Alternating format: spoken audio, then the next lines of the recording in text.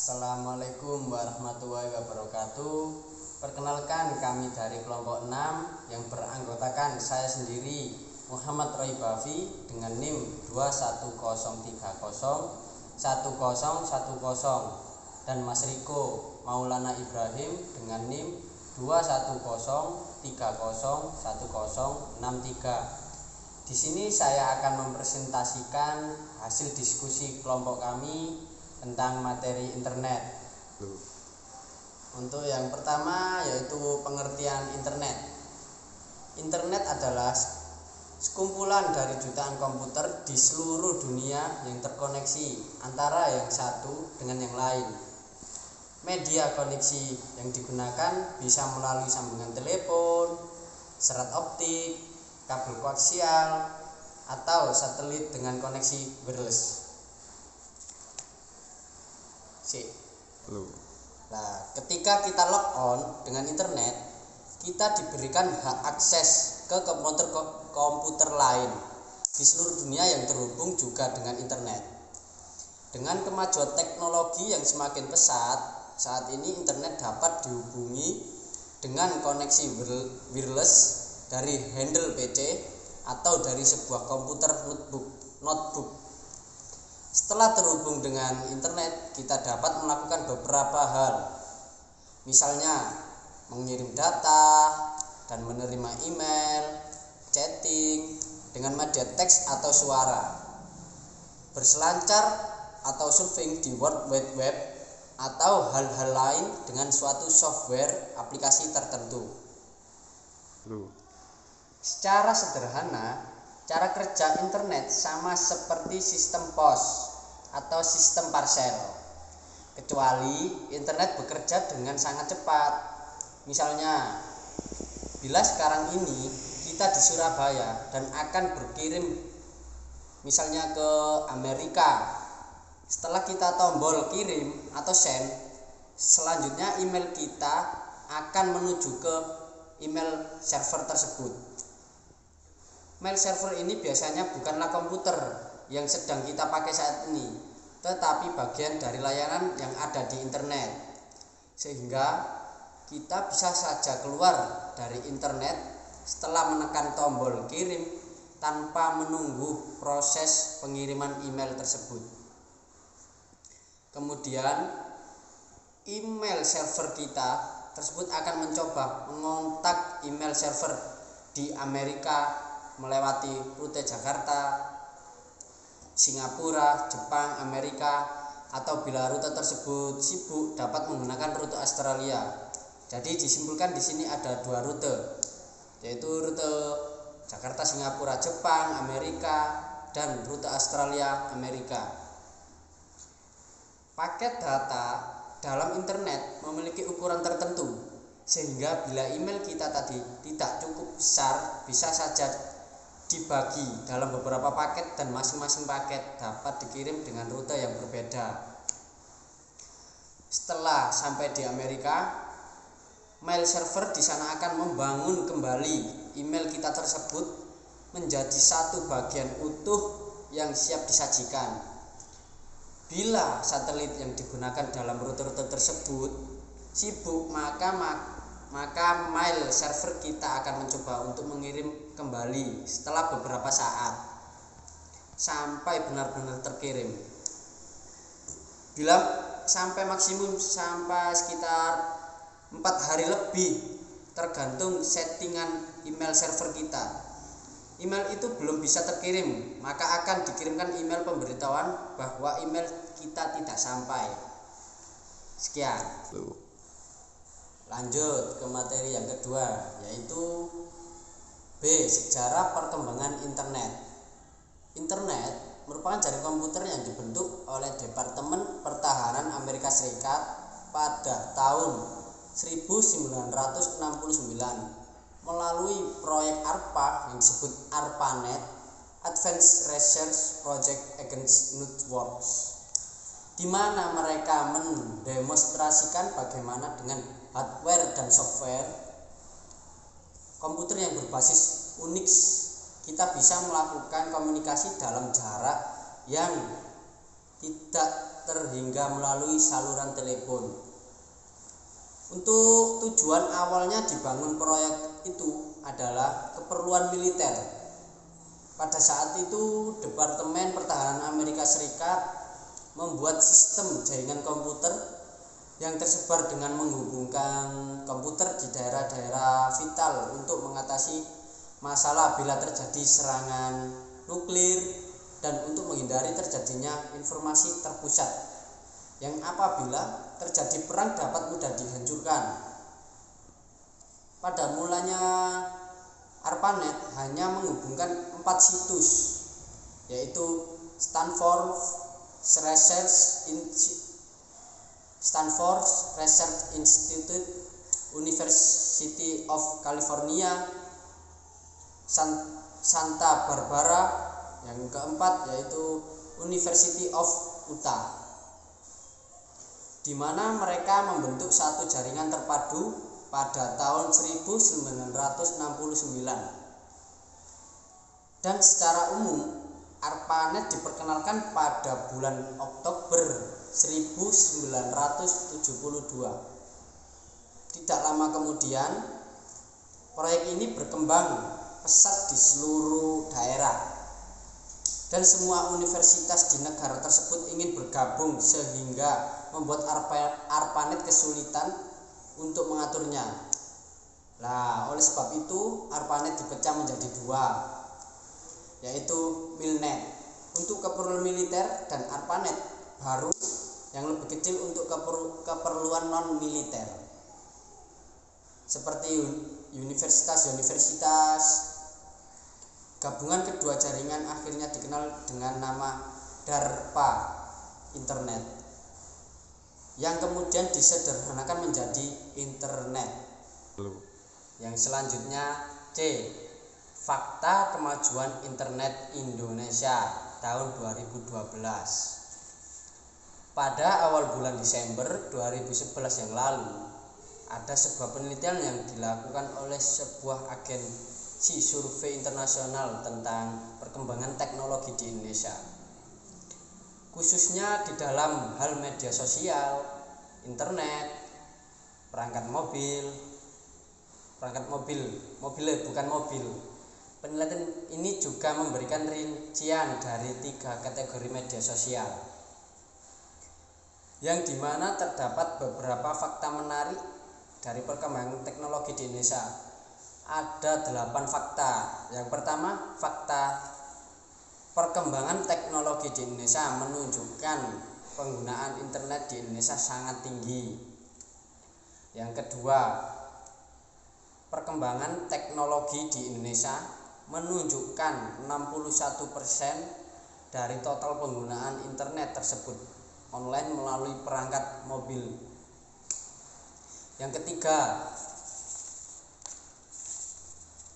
memang dari data perkembangan teknologi di Indonesia secara keseluruhan di atas menyebutkan bahwa penggunaan internet hanya 17% dari total penduduk Indonesia. Fakta yang keempat, laporan perkembangan teknologi di Indonesia menyatakan bahwa penggunaan internet di Indonesia lebih mudah menggunakan media sosial sebagai media komunikasi dibandingkan media lainnya. Fakta yang kelima, laporan perkembangan teknologi di Indonesia yang dilakukan oleh agen survei internasional adalah cukup tingginya minat pengguna internet terhadap konten video di dunia maya. Fakta-fakta yang keenam dari laporan perkembangan teknologi di Indonesia menyatakan Anda bukanlah satu-satunya survei menyebutkan bahwa hampir semua 90%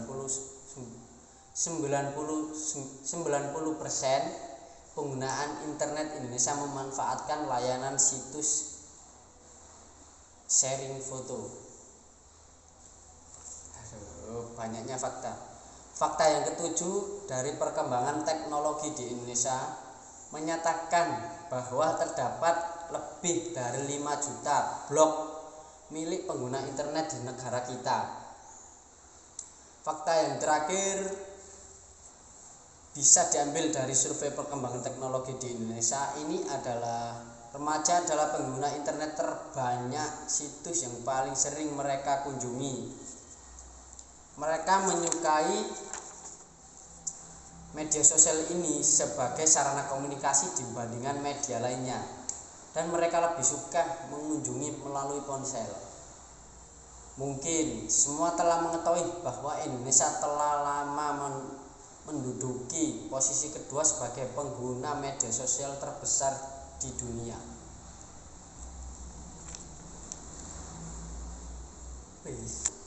Untuk materi selanjutnya akan dijelaskan oleh Mas Riko tentang fasilitas internet. Saya akan melanjutkan materi yang sudah disampaikan oleh Mas Roy, yakni materi selanjutnya adalah fasilitas internet. Berikut ini beberapa fasilitas terpenting yang disediakan di internet, antara lain: yang pertama ada electronic mail atau disingkat email. Email adalah surat atau pesan elektronik yang dikirimkan dan diterima oleh dan antar individu atau komputer. Email bekerja seperti mesin penjawab telepon. Walaupun kita tidak sedang online dengan internet, kita masih bisa menerima email dari seluruh penjuru dunia. Saat ini, email tidak hanya berisi teks saja, tetapi sudah bisa dilampiri dengan grafik, gambar, foto, dan juga suara, bahkan animasi. Email juga dapat digunakan untuk berkirim surat secara langsung kepada beberapa orang sekaligus. Berkirim dan menerima email saat ini sudah menjadi hal yang umum dilakukan orang-orang di internet. Kita bisa berkomunikasi dengan siapa saja di seluruh dunia dengan fasilitas email ini, asalkan sudah memiliki alamat email tertentu. Yang kedua ada discussion group. Biasanya kita menggunakan email untuk orang-orang yang sudah kita kenal dengan baik, akan tetapi kita juga dapat menggunakan email untuk saling bertukar informasi, berdiskusi, dan berdialog dengan orang lain. Kita dapat berpartisipasi dalam diskusi dan debat dengan topik yang beragam, mulai dari hobi sampai pada permasalahan komputer atau malah masalah hiburan dan artis. Yang ketiga ada mailing list. Mailing list atau sering disebut milis di karangan netter Indonesia adalah salah satu jenis discussion group di internet. Anggota milis dapat berkomunikasi dengan mengirimkan email pada list address. Setiap email yang masuk kemudian akan dikirim balik ke setiap member milis tersebut. Untuk menjadi member sebuah milis dimulai dengan mengirim email ke subscription address. Lalu setelah menjadi member, kita bisa menerima email dari yang lain dan juga mengirimkan email ke milis. Yang selanjutnya ada newsgroup. Newsgroup adalah salah satu discussion group yang ada di internet. Tidak seperti milis, newsgroup menggunakan komputer jaringan khusus yang disebut sebagai Usenet. Setiap komputer terdapat beberapa newsgroup. Setiap newsgroup diatur berdasarkan satu topik general yang kemudian dibagi menjadi beberapa subtopik di bawahnya. Yang selanjutnya ada FTP. FTP atau File Transfer Protocol adalah layanan internet untuk melakukan transfer file antara komputer kita dengan server di internet. Cukup banyak server di internet yang menyediakan layanan ini, sehingga kita bisa mengcopy file-file di server ke komputer kita. Hal ini bisa disebut juga dengan istilah download. Selain itu, kita juga bisa mengcopy file-file di komputer kita ke server di internet, lalu kemudian mengunggahnya. Hal ini disebut dengan upload. Yang selanjutnya ada telnet. Beberapa server di internet memperbolehkan kita untuk mengaksesnya dan menjalankan beberapa program yang diinstal pada komputer itu. Layanan ini disebut sebagai telnet. Penggunaan server ini sama seperti kalau kita melakukannya pada komputer di jaringan lokal. Lalu ada Gopher. Gopher adalah aplikasi perangkat lunak yang tersusun atas untaian menu sistem pencarian dan penemuan kembali. Situs Gopher adalah komputer yang menampilkan menu-menu yang mewakili data dan informasi yang tersedia. Secara mendasar, menu-menu ini adalah daftar isi untuk mengolah dan menunjuk ke sebuah informasi tertentu. Layanan ini menggunakan FTP untuk pertukaran file dan Telnet untuk koneksi dengan server tertentu. Lalu yang terakhir ada World Wide Web atau disingkat WWW, adalah layanan internet yang paling banyak dikenal orang dan paling cepat perkembangan teknologinya. Layanan ini menggunakan link hypertext yang disebut hyperlink untuk merujuk dan mengambil halaman-halaman web dari server. Halaman web dapat berisi suara, gambar, animasi, teks, dan program perangkat lunak yang menyusunnya menjadi dokumen yang dinamis. Pengguna dapat melihat World Wide Web atau WWW dari sebuah browser, yaitu program yang dapat menampilkan HTML atau bisa disebut juga skrip halaman web. Lanjut ke bab selanjutnya, yakni manfaat internet. Secara umum ada banyak manfaat yang dapat diperoleh apabila seseorang mempunyai akses ke internet. Berikut ini sebagian dari apa yang tersedia di internet. Yang pertama adalah informasi untuk kehidupan pribadi yang meliputi kesehatan, rekreasi, hobi, pengembangan pribadi, rohani, dan juga sosial. Yang kedua, untuk informasi kehidupan profesional atau pekerja yang meliputi sains, teknologi, perdagangan, saham, komoditas, berita bisnis, asosiasi profesi, asosiasi bisnis, dan berbagai forum komunikasi lainnya. Satu hal yang paling menarik ialah keanggotaan internet tidak mengenal batas negara, ras, kelas ekonomi, ideologi, atau faktor-faktor lain yang biasanya dapat menghambat pertukaran pikiran. Internet adalah suatu komunitas dunia yang sifatnya sangat demokratis serta memiliki kode etik yang dihormati segenap anggotanya. Manfaat internet terutama diperoleh melalui kerjasama antar pribadi atau kelompok tanpa mengenal batas jarak dan waktu. Lanjut ke bab selanjutnya, ada dampak internet, yakni ada dua dampak, yaitu dampak positif dan dampak negatif. Yang pertama, dampak positif. Internet sebagai media komunikasi merupakan fungsi internet yang paling banyak digunakan, di mana setiap pengguna internet dapat berkomunikasi dengan pengguna lainnya dari seluruh dunia. Internet bisa dijadikan sebagai media pertukaran data dengan menggunakan email, newsgroup, FTP, dan World Wide Web atau WWW atau jaringan situs-situs web. Para pengguna internet di seluruh dunia dapat saling bertukar informasi dengan cepat dan mudah. Internet juga bisa dijadikan sebagai media untuk mencari informasi atau data. Perkembangan internet yang pesat menjadikan WWW atau World Wide Web sebagai salah satu sumber informasi yang penting dan akurat. Dalam internet kita bisa mendapat kemudahan memperoleh informasi yang ada di dunia dan juga bisa digunakan sebagai lahan informasi untuk bidang pendidikan, kebudayaan, dan lain-lain. Lalu di internet kita dipermudah untuk bertransaksi dan berbisnis dalam bidang perdagangan sehingga tidak perlu pergi menuju ke tempat penawaran atau penjualan. Yang selanjutnya ada dampak negatif dari internet, yakni ada pornografi. Anggapan yang mengatakan bahwa internet identik dengan pornografi memanglah tidak salah. Dengan kemampuan penyampaian informasi yang dimiliki internet, pornografi pun merajalela. Untuk mengantisipasi hal ini, para produsen browser melengkapi program mereka dengan kemampuan untuk memilih jenis-jenis homepage yang dapat diakses. Di internet terdapat gambar-gambar pornografi dan kekerasan yang bisa mengakibatkan dorongan kepada seseorang untuk bertindak kriminal. Yang selanjutnya ada violence and gore.